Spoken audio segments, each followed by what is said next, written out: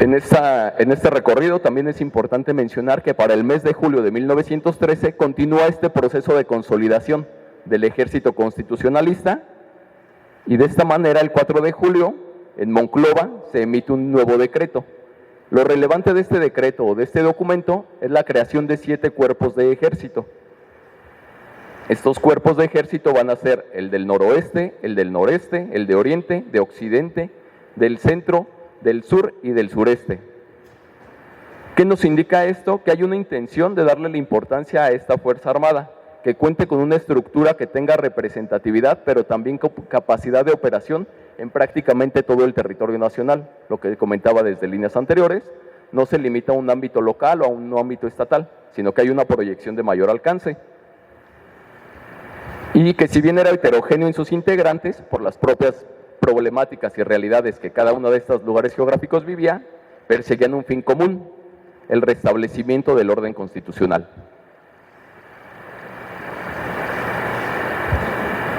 Situándonos nuevamente entre 1913 y 1914, 1914 es un año de consolidación, digamos que de mayor importancia para el constitucionalismo o el ejército constitucional. ¿Por qué?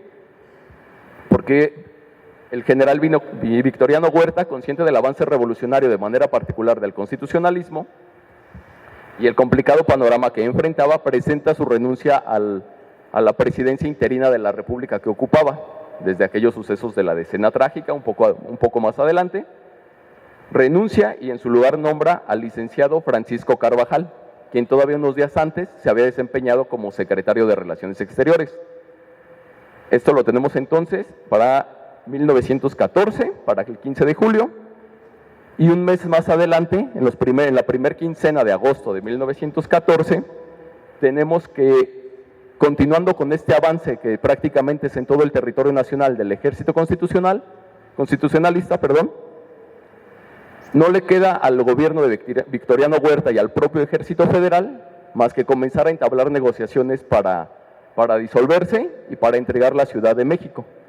¿Sale? Esta imagen es de las más representativas, la firma de los tratados de Teoloyucan, el 13 de agosto de 1914, a bordo de un vehículo Packard, ahí se alcanza a apreciar la orilla, y el general Álvaro Obregón, como representante del constitucionalismo, firmando los tratados en los que se establece una doble intención, que pues es la disolución del ejército y la capitulación de la Ciudad de México. Entre los participantes y los firmantes destaca, por ejemplo, el general Gustavo Salas, quien se desempeñaba como secretario de guerra, y el contraalmirante Otón Pompeyo Blanco, que era el representante de la Armada. Estas dos fuerzas de origen federal, frente al constitucionalismo que está siendo representado por Álvaro Obregón. Y doy lectura, ampliando el escenario sobre el actuar de este ejército constitucionalista y sus interrelaciones con otros grupos y facciones revolucionarias, es preciso señalar que en términos numéricos, la mayoría de las unidades participantes en la revolución fueron de las armas de infantería y caballería, las cuales combatieron con los mismos sistemas de los federales. Así pasaban del orden cerrado al disperso, incluyendo tropas irregulares y el cuerpo de rurales, que por ahí ya nos lo habían mencionado los otros compañeros panelistas, que estos cuerpos rurales también se suman, junto con la infantería, la caballería y la artillería, van a constituir el grueso de cómo se realizaban las operaciones de este ejército constitucionalista. Y doy lectura también, ajustando estas breves palabras que hoy les presento al tiempo planeado para la exposición y a la relevancia de los sucesos, pues la intención no es ni relegar en la memoria histórica ni colectiva algún hecho que seguramente también contribuyó al constitucionalismo. Solo estoy enlistando y puntualizando algunos de los más relevantes y a partir de los cuales se comienza el relato de todo el proceso, mencionando que si bien esta Fuerza Armada tuvo orígenes ideológicos similares a otros grupos, es decir, el ejército constitucionalista, a lo largo de la lucha armada, las problemáticas de cada región y su manera de entender la realidad, así como las decisiones de cada uno de los caudillos y líderes revolucionarios, tomaron, contribuyeron a marcar las diferencias, rupturas y los diferentes caminos que siguieron las facciones revolucionarias. Continuando con esta breve participación y situándonos en el triunfo de la Revolución Constitucionalista y la promulgación de la Carta Magna de 1917, en cuanto a la reorganización de esta Fuerza Armada, abro cita, se tuvo que tomar como modelo la estructura del Ejército Federal, pues no se contaba con técnicos que pudieran diseñar algo diferente. Cierro cita. Asimismo, adoptó el nombre de Ejército Nacional como un concepto bajo el cual las facciones revolucionarias lograron unificarse. ¿Qué quiere decirnos esto? Que en su primer momento, cuando triunfa el constitucionalismo en el 17 o la promulgación de la Constitución del 17, de manera administrativa u orgánica, el ejército constitucionalista es muy similar al federal. Sin embargo, ya entrada la década de 1920, va a vivir su propio proceso de profesionalización y a partir de ahí se explican muchos cambios al interior del ejército. Por otro lado, la Constitución del 17 ya nos refiere a este ejército constitucionalista como un ejército nacional, es decir, que ya no es propiamente de una facción política o de un momento histórico. Lo que les comentaba, se adopta el nombre de Ejército Nacional. Ejército Nacional también para que quede claro que no es el ejército de unos cuantos, sino que tiene una mira de unificación y más adelante de reconciliación entre las diferentes facciones. Este cambio de denominación lo vamos a tener como hoy nos conocemos o como hoy se denomina la institución como Ejército Mexicano hasta 1948, cuando en el Diario Oficial de la Federación se publica el decreto. Les comparto la fecha. Es el 29 de septiembre de 1948, cuando se deja de ser un ejército nacional por un ejército mexicano. ¿A qué obedeció este cambio de denominación? Atiende a que el nombre se vinculara con la nacionalidad de todos sus integrantes y no a una época histórica, como ya lo habíamos vivido en otros momentos de la historia nacional, el ejército liberal, el ejército de la República y demás, que respondían solo a un momento o a una corriente o simpatía ideológica o política. La intención ya en 1948, situándonos en el contexto del fin de la Segunda Guerra Mundial y otros hechos que están marcando el rumbo nacional, es que esta fuerza tenga una representatividad más fuerte, pero también con un sentido de identidad y de pertenencia con mayor arraigo entre todos los que lo integramos.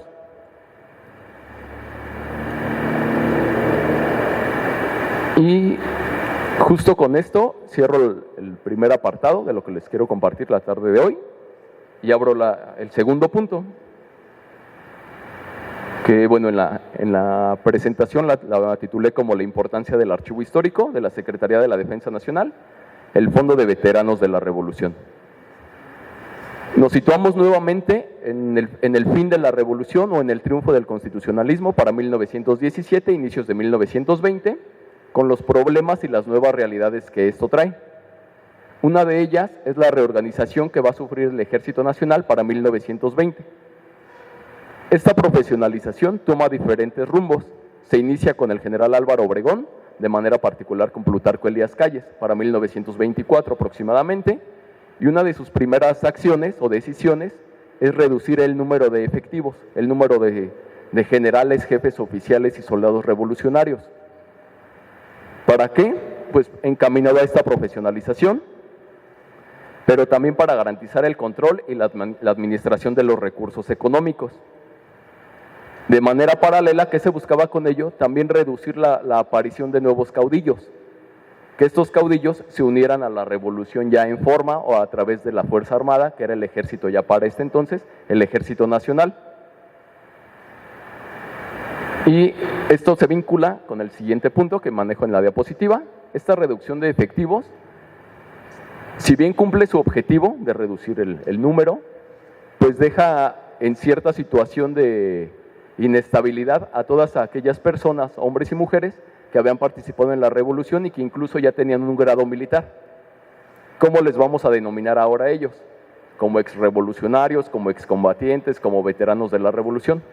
Se abre ahí toda una discusión de cómo referirse a ellos, qué figura van a tener y si se pueden integrar a este ejército, qué hacer con ellos. Se maneja de manera indistinta como excombatientes.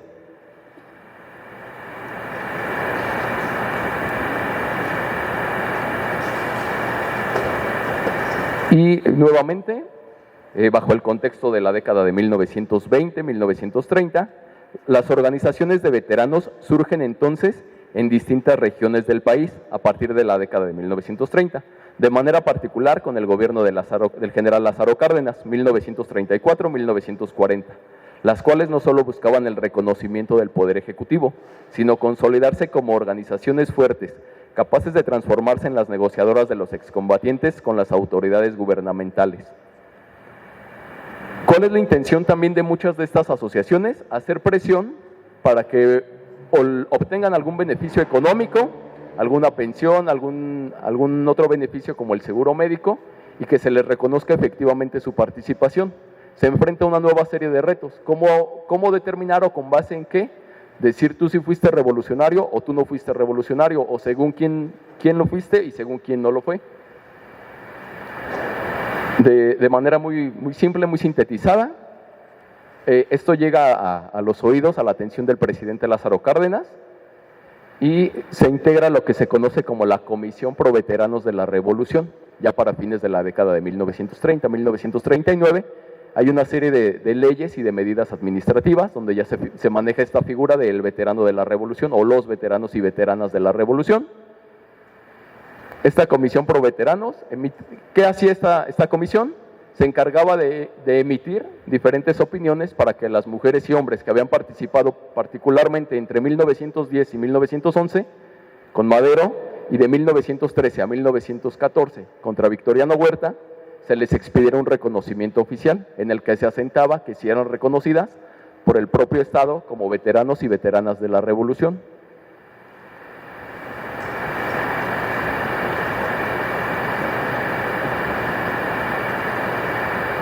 Igual, este reconocimiento llega más, se crea una condecoración, que ahorita les voy a compartir una imagen para que tengan la parte visual o gráfica de en qué consiste o cuál es la descripción de la condecoración que cada uno de ellos obtuvo. Y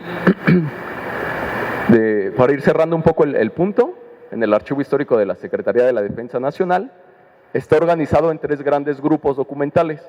Uno que se denomina Operaciones Militares, que nos va a hablar sobre los hechos de armas, partes de guerra, comunicaciones, radiogramas y demás, de operaciones del ejército mexicano de 1821 hasta 1913, 1914. Otro grupo documental que se denomina Cancelados. Ahí va a haber expedientes de personal, de las jerarquías desde subteniente hasta general de división. Y la temporalidad abarca igual de 1821 a 1914, 1915 aproximadamente. Y un tercer fondo documental, que es el de los veteranos de la Revolución. En este fondo documental se resguardan aproximadamente 14.400 expedientes de hombres y mujeres de todo el país que sin ostentar una personalidad o instrucción militar previa al inicio de la Revolución Mexicana, lograron comprobar su participación en alguno de estos 2 periodos de la Revolución. Y de manera particular, se tienen 920 expedientes de hombres y mujeres de aquí del estado de Durango. Y entre ellos destaca pues el reconocimiento al general Francisco Villa y mujeres como Celia Espinosa de Bolaños o Natividad Álvarez Herrera. Importante mencionar esto, este fondo de veteranos está muy poco trabajado todavía desde la parte de la investigación académica, lo cual pues abre nuevas líneas, ¿no?, de investigación, y aquí les compartía un poco sobre lo que yo reflexionaba. A través de estos expedientes es posible obtener nuevas lecturas, ya que nos permite desarrollar nuevos ejercicios de aproximación histórica, como analizar el perfil social de las mujeres y hombres que se sumaban a alguna facción. Es decir, si cumplían cierto rasgo de personalidad, cierta afinidad política, ideológica y demás, las edades en las que se incorporaron, para irnos dando cuenta de qué perfil social también se maneja, si eran muy jóvenes o muy adultos, y en algunos casos conocer a detalle cuál fue su participación. Recordando también que la revolución no solo se desarrolla en el campo de batalla, también en un aspecto político e ideológico que trastoca la vida pública y privada de la sociedad. Y la condecoración que les comentaba, esa se refiere al primer periodo, el de 1910 a 1911. Aparte del reconocimiento que se les hacía, se les otorgaba esta condecoración.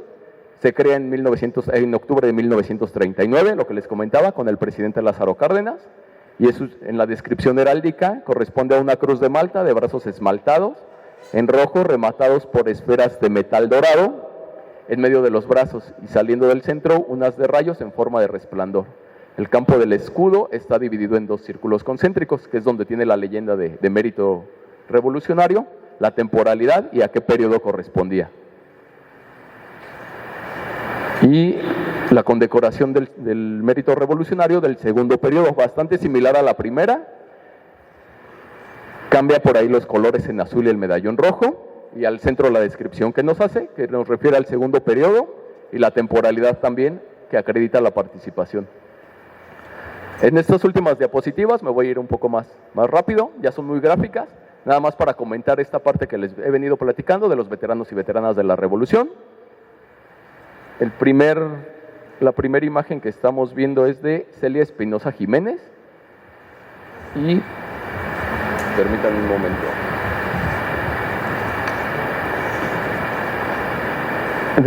De ella, el expediente, dentro de toda la documentación que tiene el expediente, nos indica que participó en el movimiento contra Porfirio Díaz. ¿Y en qué consistió su participación? En propaganda verbal y por medio del reparto de publicaciones clandestinas. Es decir, que sí estaba interiorizada, ¿no?, en el proceso revolucionario.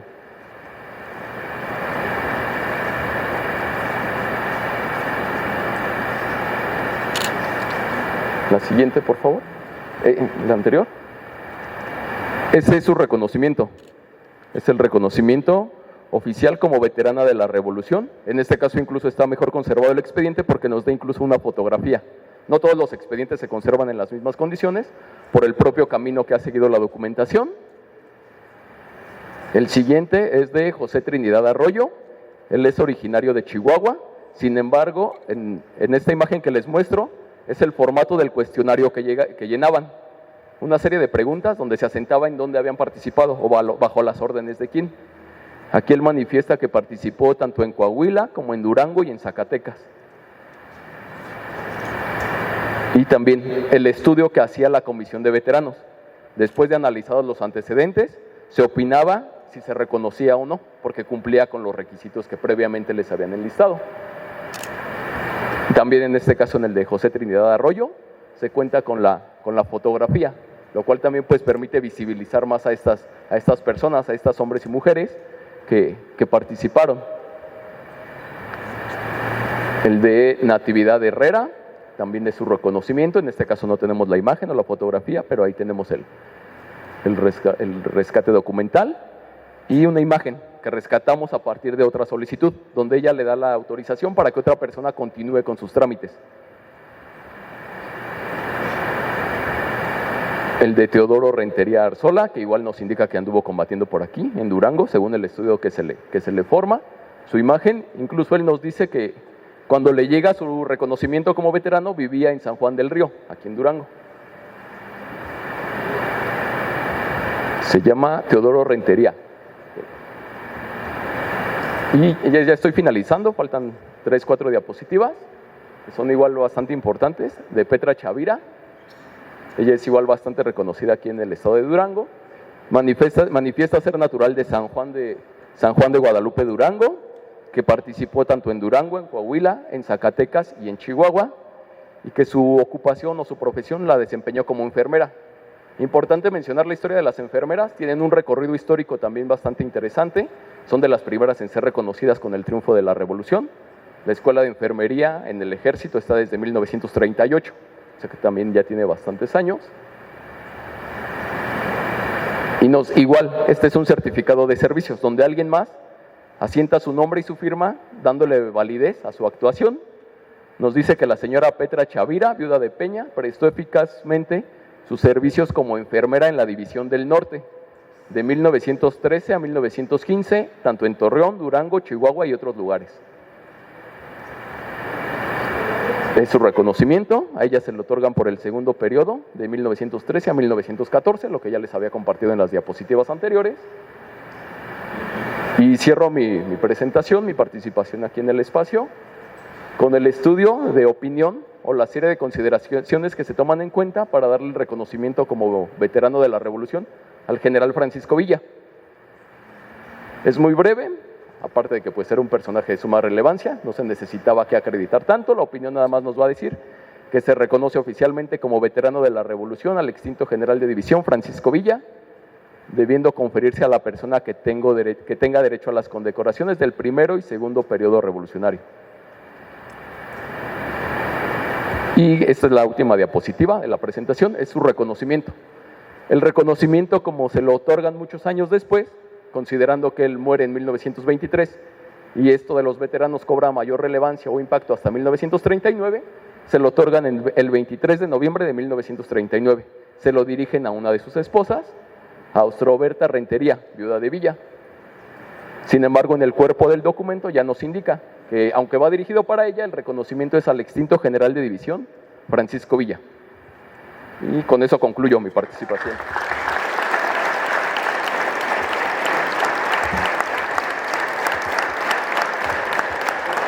Pues muy interesante las tres exposiciones de nuestros panelistas. A continuación, para finalizar, voy a ceder el micrófono para que nos hagan algunas dos preguntas. No me voy a extender más por cuestiones de agenda de nuestras autoridades y de nosotros mismos, pero quien guste hacer una pregunta, por ahí les vamos a pasar el micrófono. ¿Tenemos un micrófono, View? Ya. Bueno, acá. Hola, buenas tardes. Yo creo que estamos todos encantados y muy emocionados por la plática. Muchas gracias.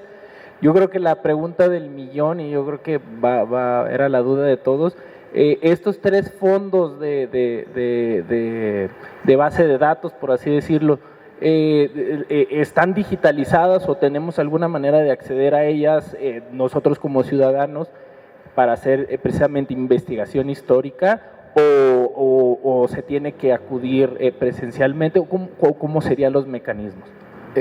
Por lo que se refiere a la digitalización, se tiene digitalizado todo el fondo de operaciones militares. Ese ya está digitalizado y está disponible para su consulta en cualquier dispositivo que tenga conexión a Internet. Está en la página de Memórica. Memórica es una iniciativa del gobierno federal en la que diferentes archivos históricos, tanto federales, estatales y municipales, han ido cargando ahí su documentación histórica. Tiene un motor de búsqueda muy simple, uno puede googlear o teclear el nombre del personaje, de la población o el año y empieza a arrojar una serie de resultados. Están ya los expedientes digitales. Igual esto pues es más práctico tanto para nosotros como para ustedes, porque aparte contribuyen a que se sigan conservando los documentos, no están en una manipulación constante.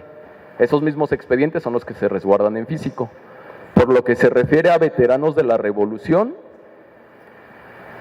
mucho, sobre todo de la parte de las mujeres, lo ha trabajado el INERM, el Instituto Nacional de Estudios Históricos de las Revoluciones de México. Tiene un libro que se llama Los Rostros de la Rebeldía. Es de 2012, 2014, si mal no recuerdo. Y lo hace una investigadora académica. Ella se encarga justo de eso, de ir al archivo y consultar principalmente expedientes de mujeres. Incluso da las clasificaciones y da en algunas ocasiones una breve semblanza biográfica de 5 o 10 líneas, reconociendo la participación de esta persona, estuvo en tales estados bajo las órdenes de tal general.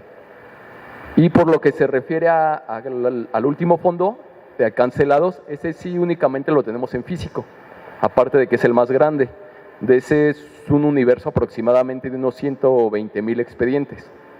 De veteranos son 14,000 y de operaciones son igual como unos aproximadamente 14,000, 15,000 expedientes. El más numeroso es cancelados y la consulta solo se realiza en sala, en físico. Es decir, si hay que ir a la dirección de archivo e historia. El procedimiento es bastante sencillo, solo consiste en enviar un correo electrónico dirigido tal cual a la dirección de archivo e historia, y de la misma manera se responde su petición, indicando igual ustedes pues los datos que nos puedan aportar mayor información o mayor luz, porque en muchas ocasiones pues también ocurre que no es el hijo sino el papá y lleva los mismos nombres y apellidos, o que es un homónimo, o diferentes situaciones que se van presentando. La respuesta, lo que les comentaba, se les hace llegar también vía correo electrónico y la consulta es en físico.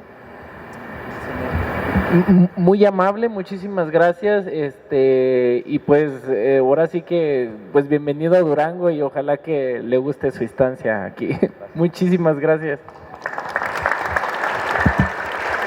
Por allá, por favor. Pues todo muy amable y muchas gracias por su presencia.